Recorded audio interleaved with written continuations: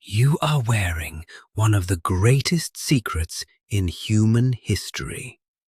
When Neil Armstrong took his first historic steps on the moon, the suit that kept him alive wasn't built by a massive military contractor. It was stitched together by seamstresses who spent their days making women's underwear.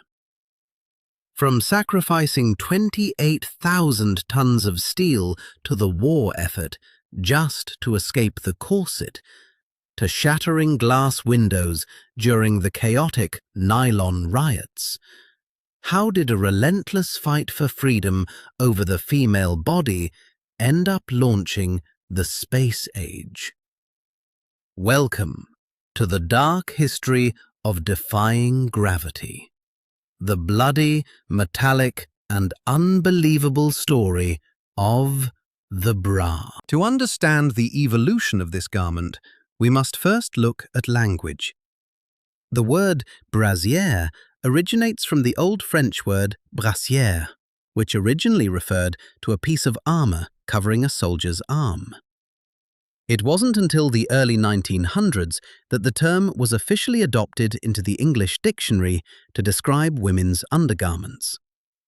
But the concept of breast support, that is far older than the word itself. Thousands of years before modern lingerie stores, women in the Minoan civilization on the ancient island of Crete were actively engaging in intense sports. Frescoes and artifacts show these ancient female athletes wearing two-piece garments that look shockingly similar to modern bikinis.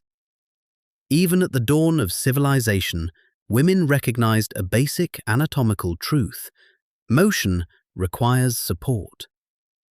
However, as empires rose, so did cultural restrictions. In ancient Rome, the female silhouette became a battleground of societal ideals. A large, natural bust was considered almost comical, a sign of old age or lack of refinement. To achieve the idealized boyish figure, young women bound themselves tightly in long linen bands called a strophium, painfully flattening their chests to conform to the beauty standards of the empire. When the Roman Empire fell and the Middle Ages began, history textbooks often tell us that women wore heavy, loose-fitting tunics without any structured undergarments.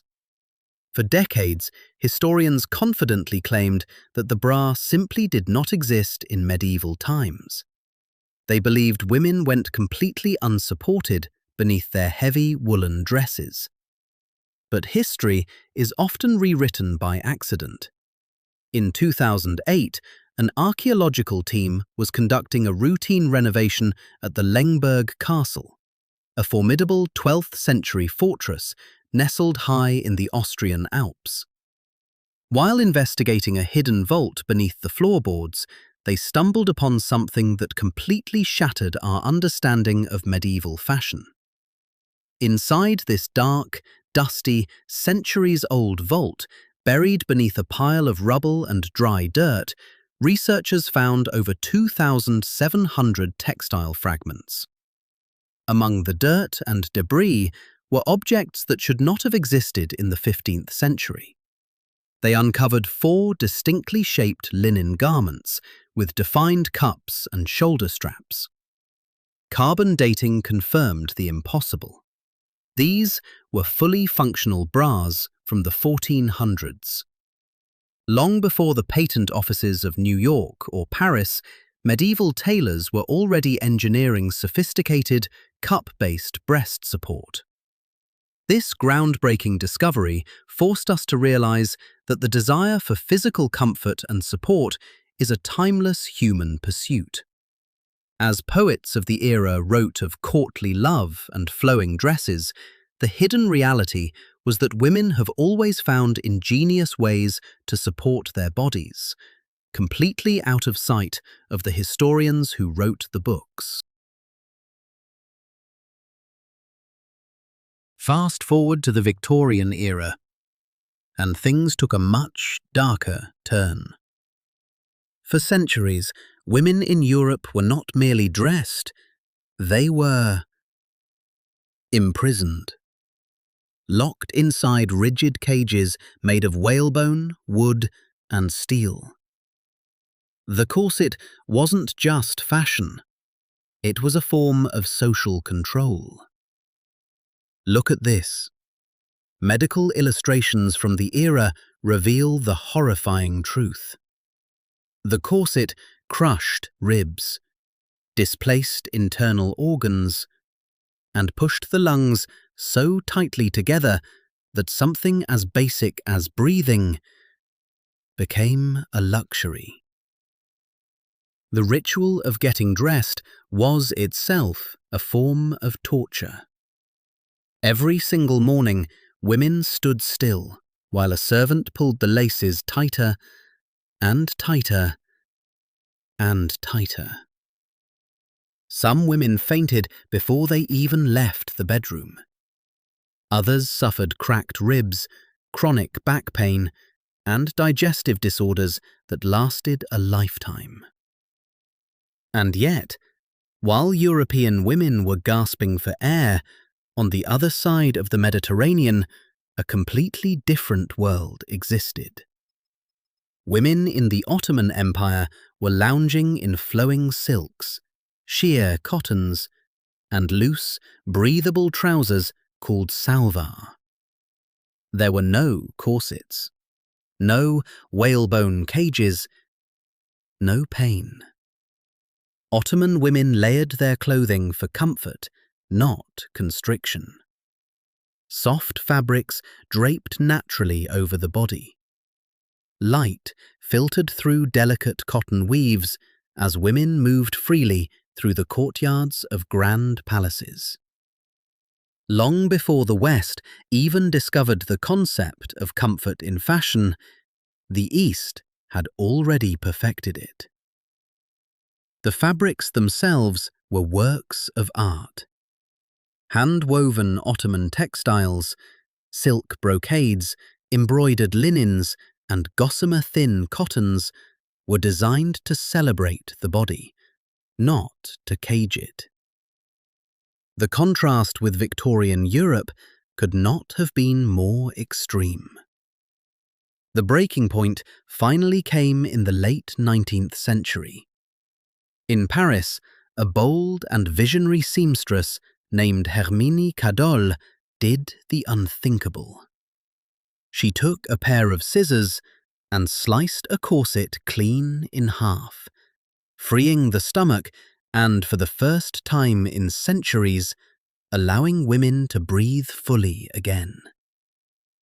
A few years later, in New York, a young socialite named Mary Phelps Jacob was getting ready for a grand ball.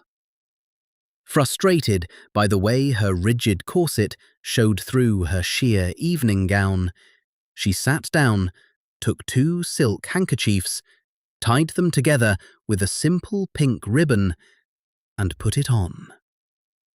It was elegant, it was comfortable, and it changed history.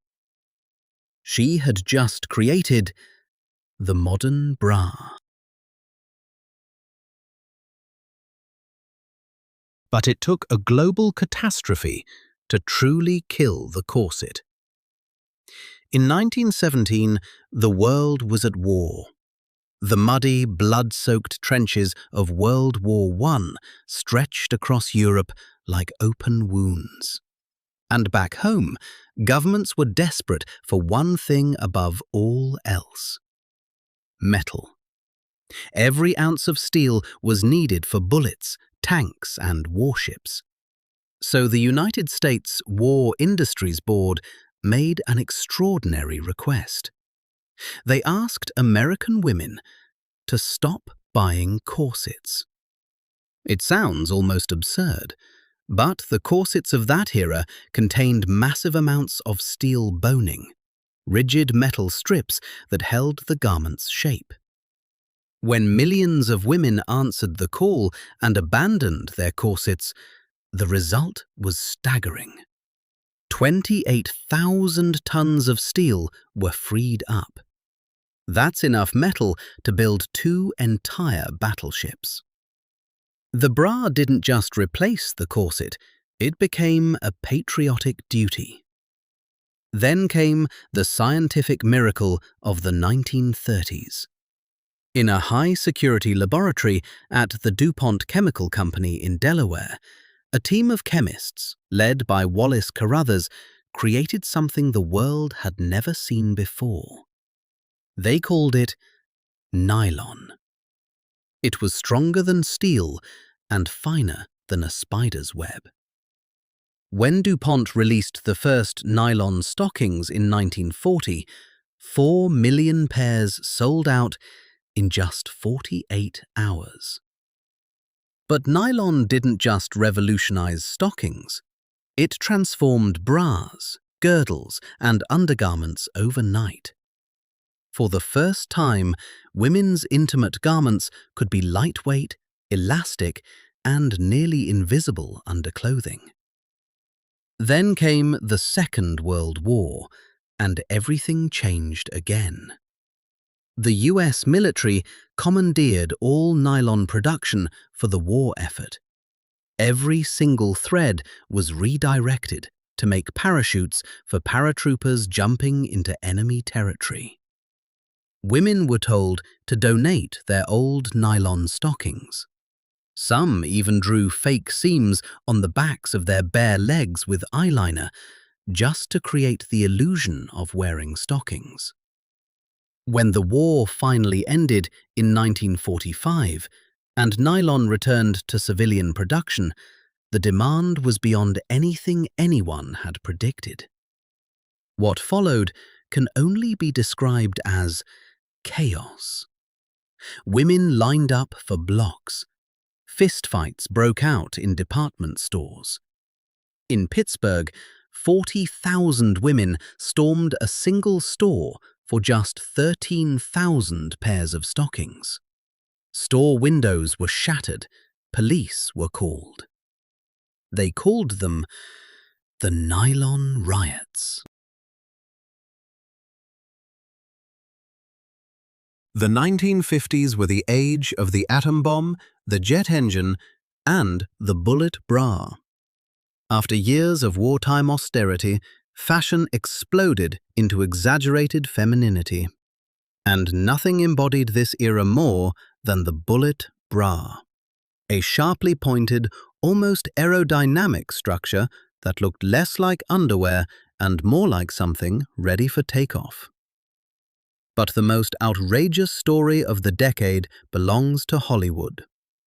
The eccentric billionaire Howard Hughes, an aviation pioneer, a filmmaker, and an obsessive perfectionist, was producing a Western called The Outlaw, starring a young actress named Jane Russell. Hughes was unsatisfied with how Russell looked on screen, so he did something no one had ever done before. He pulled his own airplane engineers off the assembly line and ordered them to design a custom bra.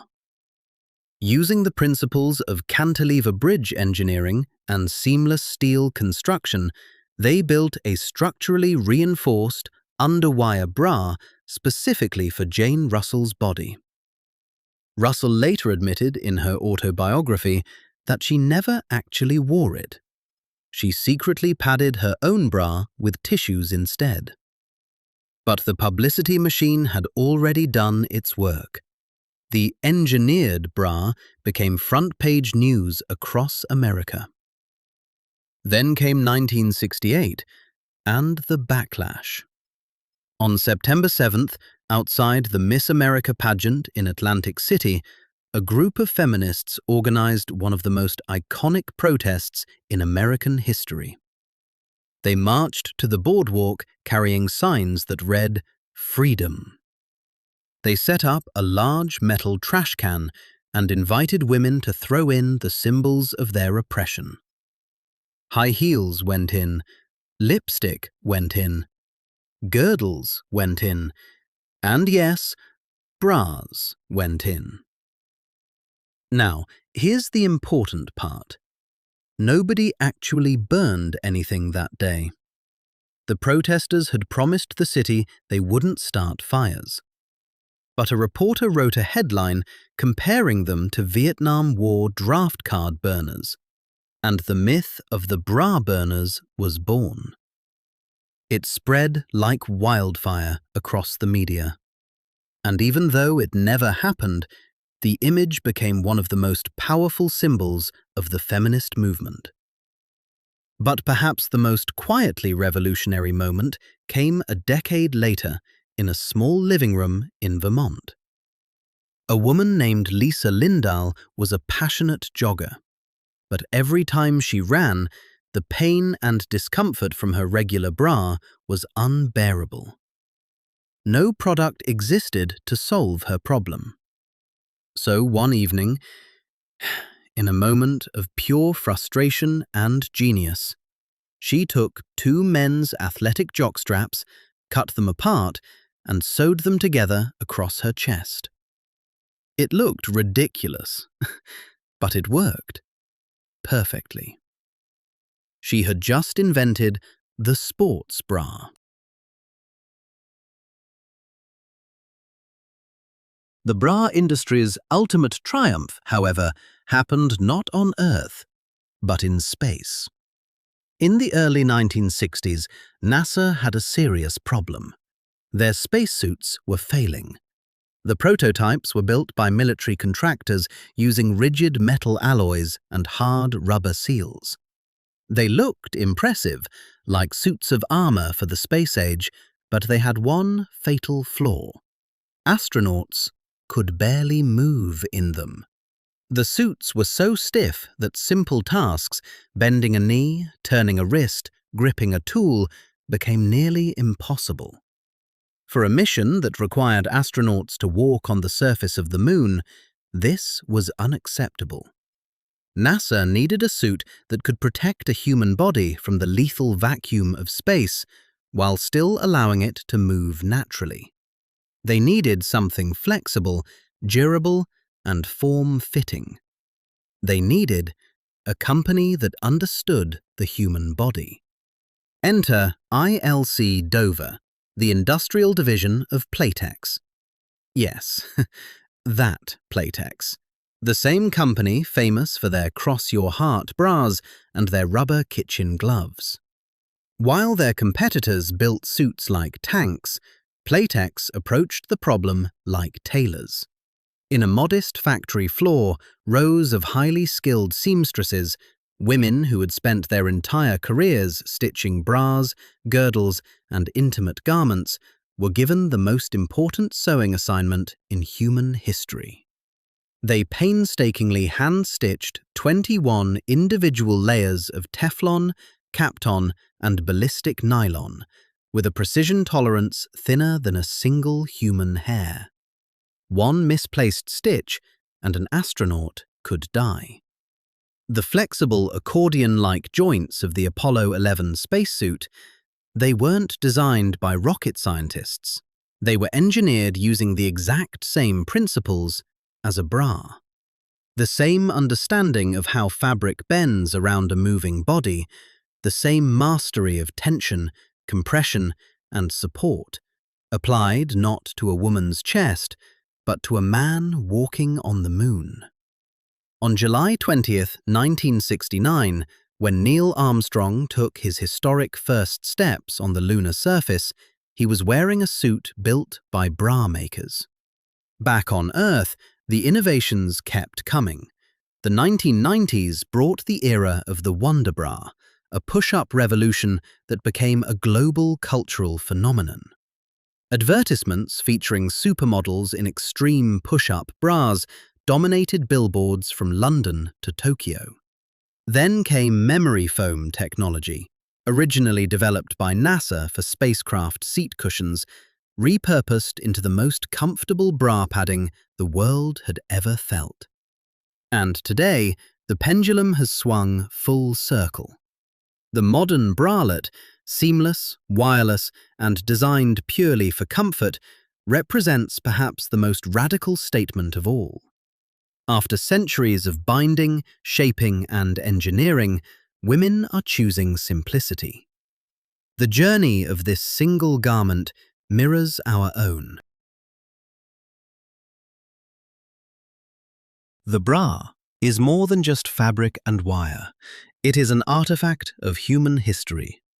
Think about it. A simple garment worn beneath clothing, invisible to the outside world. Yet it carries within its stitching the fingerprints of empires, wars, revolutions, and the endless human desire for freedom. From the crushing whalebone corsets of Victorian England to the lightweight, seamless sports bras worn by Olympic athletes today, the transformation has been nothing short of extraordinary. It shows us how we've bound ourselves, how we've gone to war, how we've reached for the stars, and, ultimately, how we've learned to breathe freely again.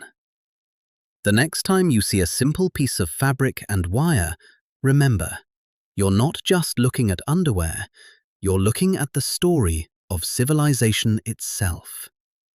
If you want to uncover more hidden histories of the things we wear every day, hit that subscribe button, leave a comment below, and join us on our next journey through time.